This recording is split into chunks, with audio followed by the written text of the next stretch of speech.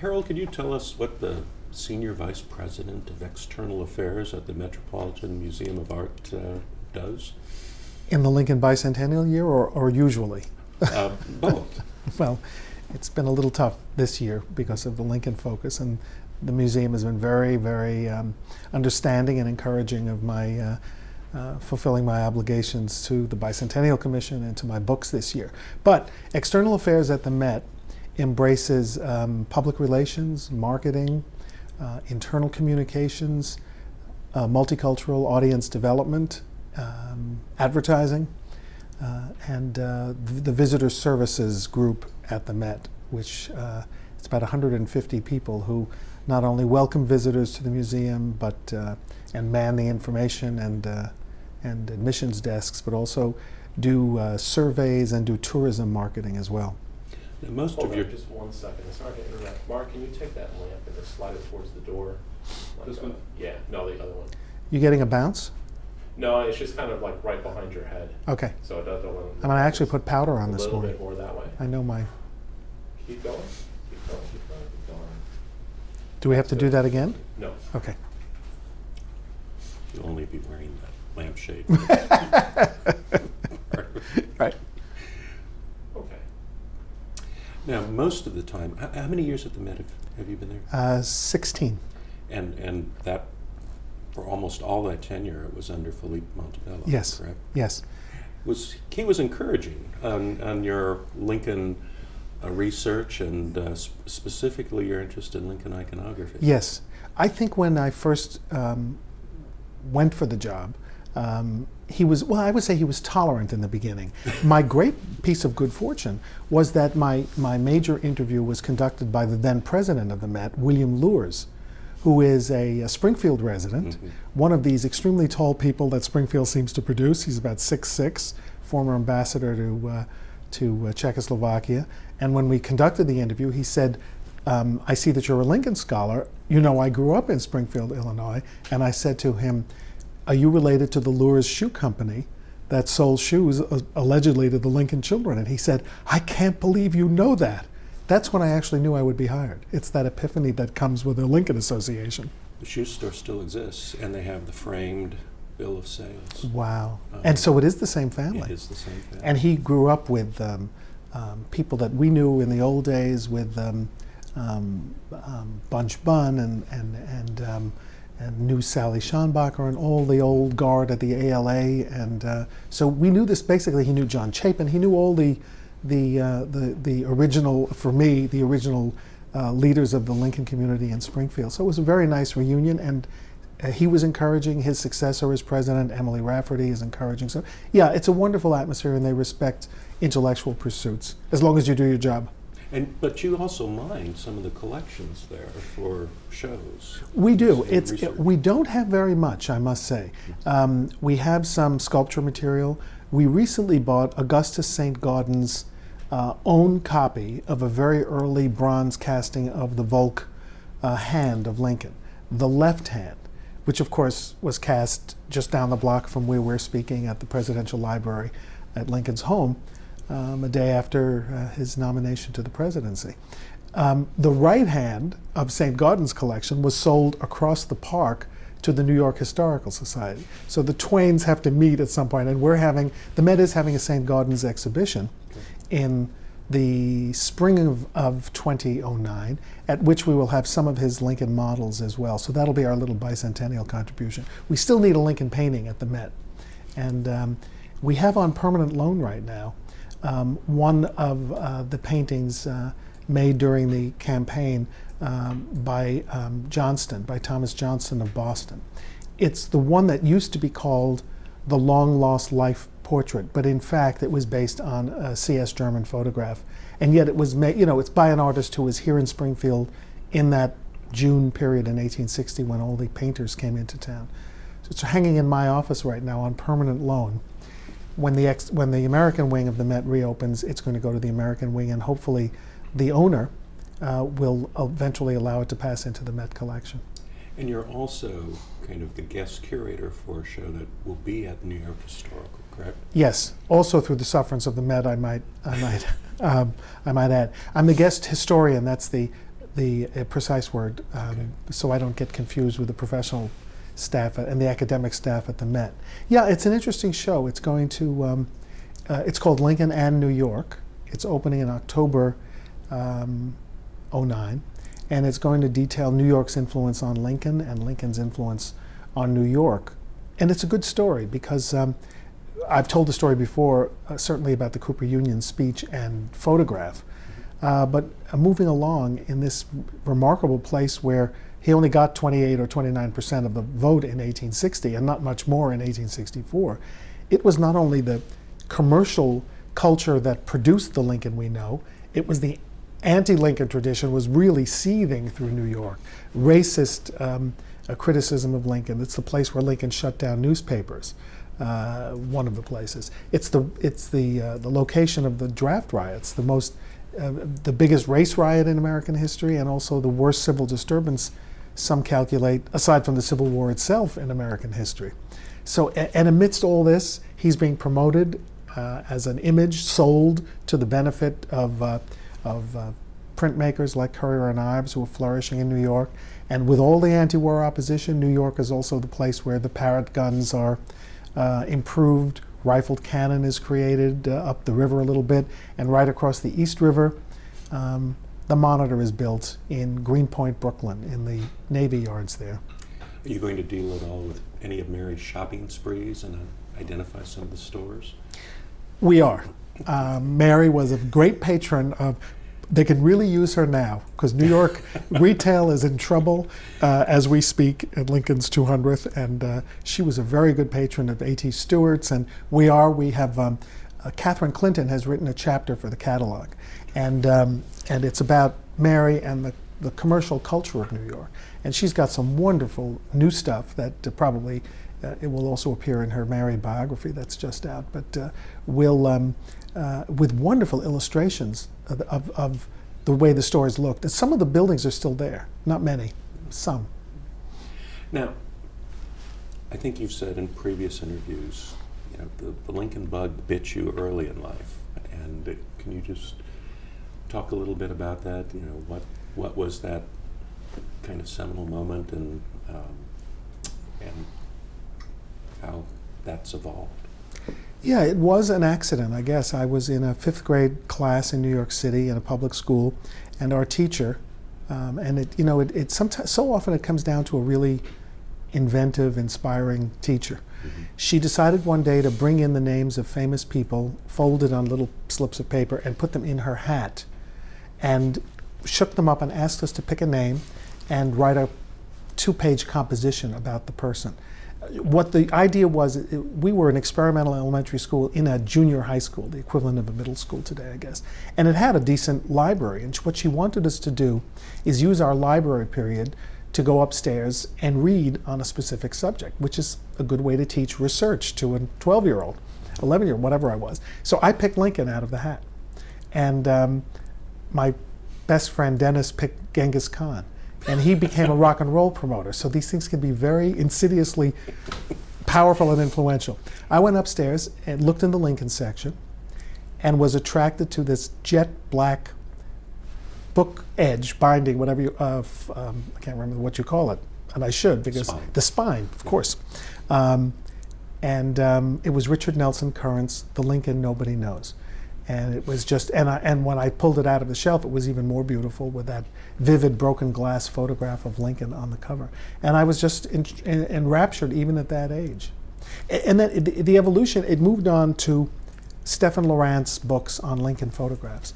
I don't often give him enough credit. He was very influential on me because of the archival nature and the detective nature of his searches for Lincoln photographs. And when I read the story of the young boy who we now know as the Lincoln scholar Ronald Rietveld, who found a Lincoln photograph, I thought this was my destiny. I will find an original photograph, maybe not Lincoln in his coffin the way Rietveld did, but something spectacular.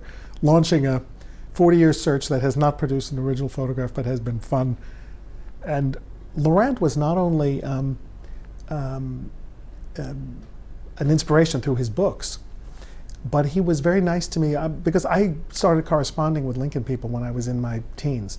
I corresponded with Laurent, with Josephine Cobb at the National Archives, with James Hickey here at the then Illinois State Historical Society, with Ruth Painter Randall. I still have all their postcards and letters. So, and most of them were very, very nice and encouraging and tolerant, which I try to do today.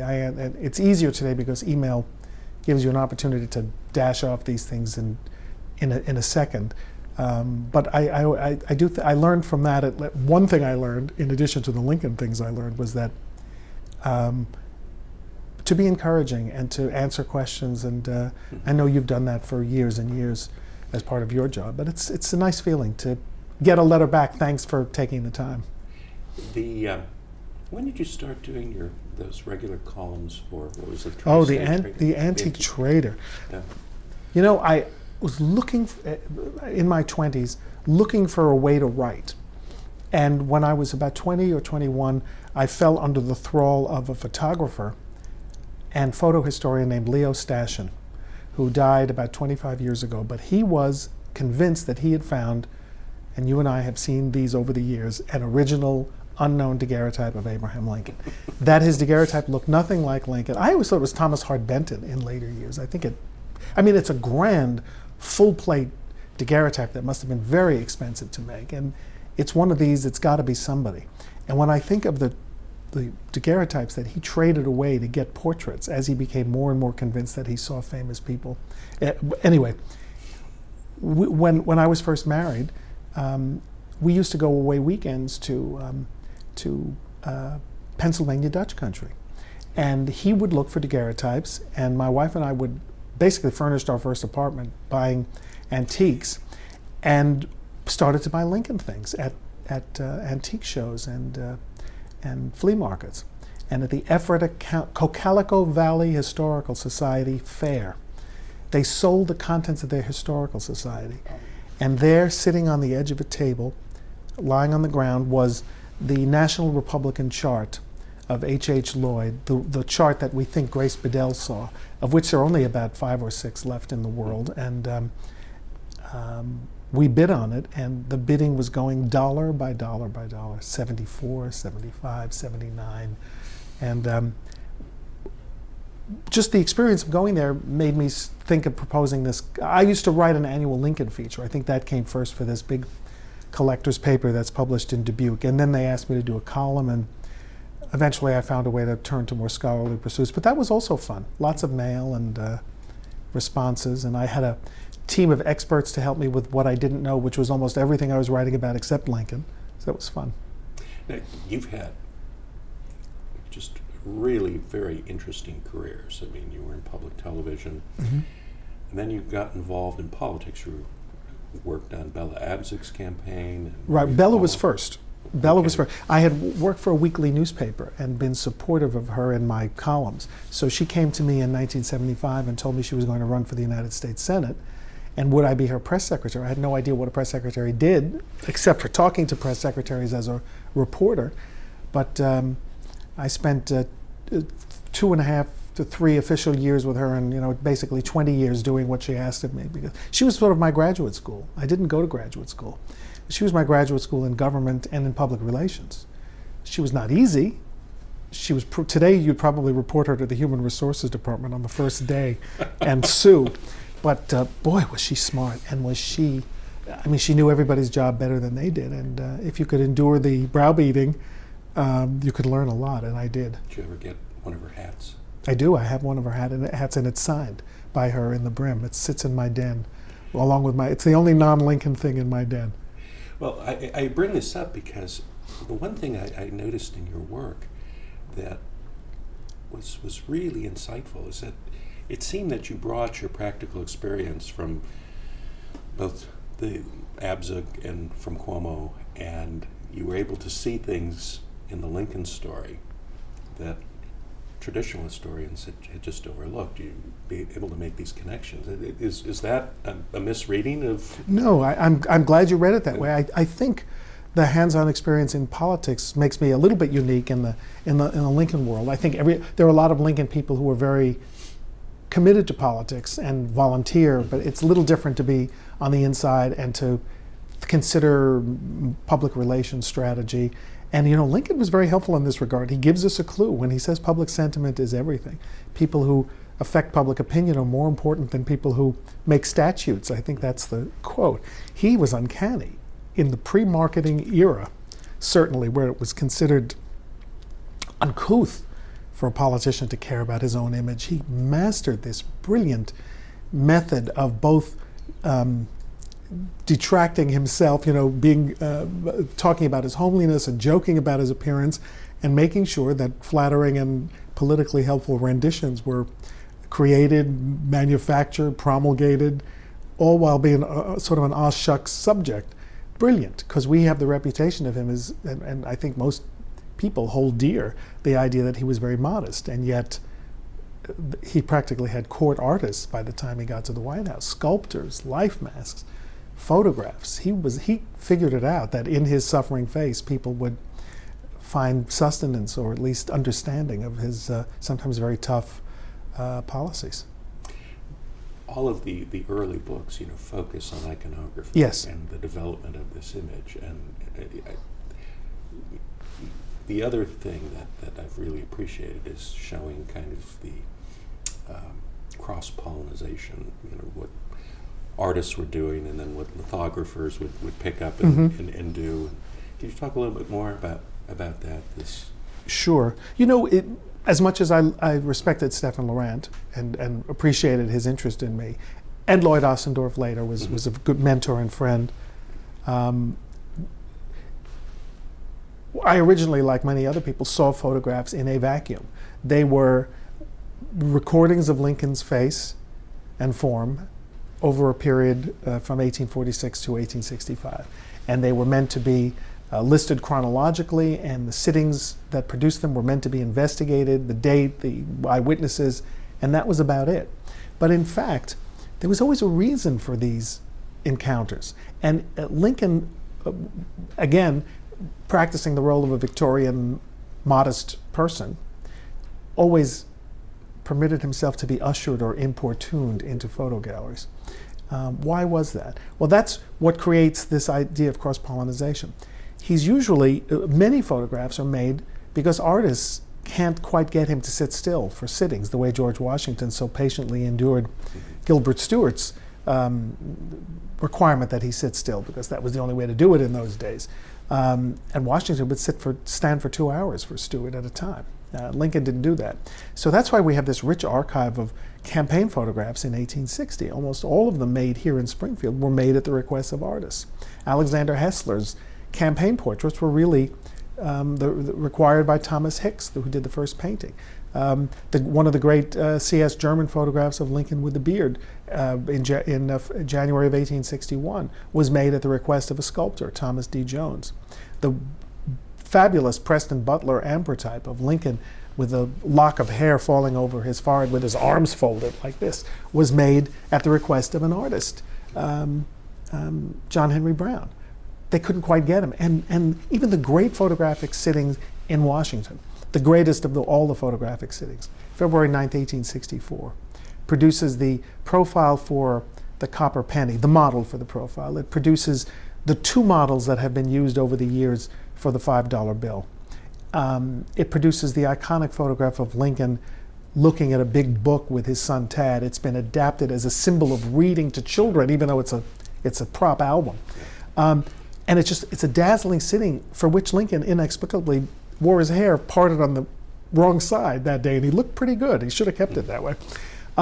Why was it done? It was done at the request of artist Francis Carpenter, who was making his later famous painting of the first reading of the Emancipation Proclamation. It was forever looking for photo models. And then, as you say, there's a third generation to all of this.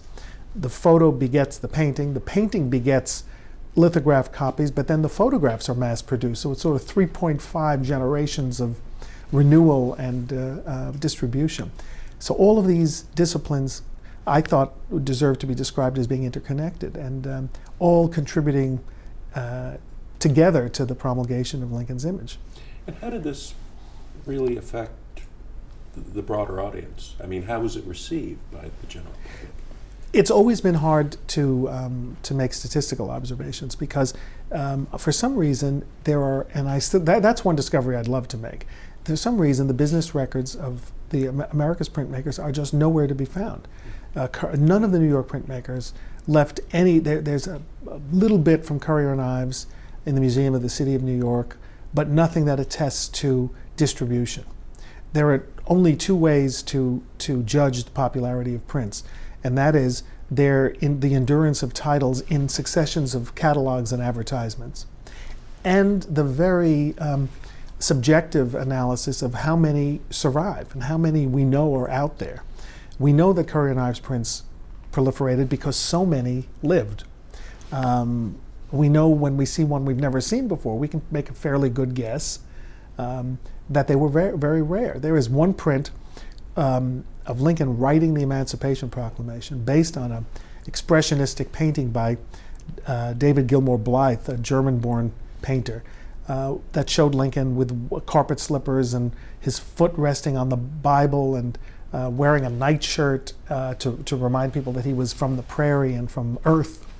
And a Cincinnati lithographer called Ergot Forberger printed it as a beautiful lithograph, actually improving it a little bit and making it a little more realistic, but still with all the props. Buchanan strung by the neck from a bookcase, things like that.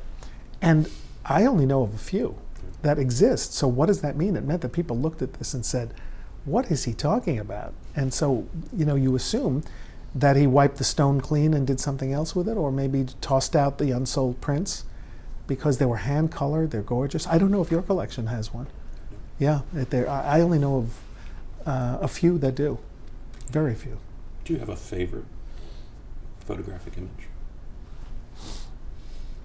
That's a tough one. I have to say, it sounds self-serving, but I've come to love the Cooper Union photograph because, after all, it's the only photograph of Lincoln that was made in New York, but it's not the sharpest image ever made. Look at those Hessler images made in imperfect circumstances in the state capitol on June 3rd, 1860. That profile and that the full-face photographs, they're brilliant. I don't know how he lighted them that way. He must have just had the sun through that big window at the right moment, at the right time. Uncanny. I love those too, by the way. But the Cooper Union, I think Brady intentionally fuzzed up the focus a little bit because his notion was pull back from this face, because Brady was legally blind, interestingly enough. But he took one look at Lincoln, probably got really close to him with those big thick specs of his and said, I don't want to be this close. I'm going to back up. Mm-hmm. And he backed up, and it was the first image of Lincoln that was sort of from the knees up. And he was wearing his new suit from one of the clothing people here. Was it Hinkle, from the clothier in Springfield? Maybe he'd slept on it in the train, but it was still a good-looking suit, and it was big, and it made him look impressive and prepossessing. And maybe because his hands were, he did have very long arms, did Lincoln, but maybe they didn't reach the table, so they piled up these books so Lincoln could rest his hand on the table and hold his hand still for the exposure. And in those days when you put your hands on books, you were communicating the sense of learning. Brady he had a series of faux, probably plaster of Paris pillars that he used when his political and diplomatic celebrities came into the studio. So he put a nice pillar behind Lincoln, and that indicated statecraft. So it created a whole new Lincoln. This wasn't the rugged guy with a bad collar and the tie askew, or wearing Samuel Altschuler's coat with a velvet trim, or the white coat he wears on the Duff Armstrong trial day. This is a man who is capable of being a national leader, and I think you can see just from the number of reproductions it inspired in the picture press, in ferrotypes, in buttons, and prints, that it was enormously, enormously influential. And Lincoln said, Brady and the Cooper Union speech made me president, so at least that's what Brady remembered, so I'll take him at his word. You're probably one of the most honored scholars active in the Lincoln field. You've been given numerous awards, won a Lincoln Prize. You're now getting the Order of Lincoln. And I'm wondering, how you feel about that, and moreover, as co-chair of the Federal Commission, kind of the charge you've been given to go out and talk about the meaning of commemoration and why specifically Lincoln. Well, it's a little tough in one breath to talk about my honors and Lincoln's honors, but no, I it's really been wonderful, and I feel very fortunate. And my new book has won a few awards this year in New York, and I got the National Humanities Medal from President Bush in his last couple of months of his presidency, which was bittersweet in a funny way. I mean, it was sort of a depressing atmosphere in the White House. But I did get to meet Olivia de Havilland. She was getting an award. That was fun. A little Civil War connection. The last living cast member of Stan Lee. It's the last Stan Lee, right? He was there too. But she's the last Gone with the Wind survivor, Yeah. and she's sharp as a tack. That was nice. The Order of Lincoln is like some mysterious, wonderful thing that I've been hearing about for years, and so I can't wait. This is when this happens. This is going to be the first time that I wear a white tie and tails since my wedding, almost 38 years ago. So it's not the same white tie and tails, but it's going to be interesting. The Lincoln, it's been very challenging 8 years, I must say, because it's always almost been a hurry up and wait for 8 years. This commission has existed since 2001. It was really created in the Clinton administration, so we've been through 3 administrations. But aside from the creation of the website and the creation of school curricula and the work with the Mint and the Postal Service to create the new pennies and stamps, it has been a build-up to a moment that is upon us as we speak, and that is being, I spoke about this on another television experience a few days ago. It's almost a very welcome irony to Lincoln's nationalism that this has been most excitingly a bicentennial that has been created by many states. States are doing fantastic jobs. I can't say New York has. We've had our 3 governors in the last 2 years has not been helpful. We really have done very little, sadly, although we hope our New York exhibition. But Illinois, I mean, all of us facing very difficult budget times. But the new signage events in Illinois and all of the excitement that I've been reading about for the last few weeks in every part of Lincoln's Illinois, from Mount Pulaski to Springfield, and is exciting in states in the South, Louisiana, Virginia. Amazing contributions, everything linked electronically now. And of course there will be a lot of excitement on February 12th all over the country.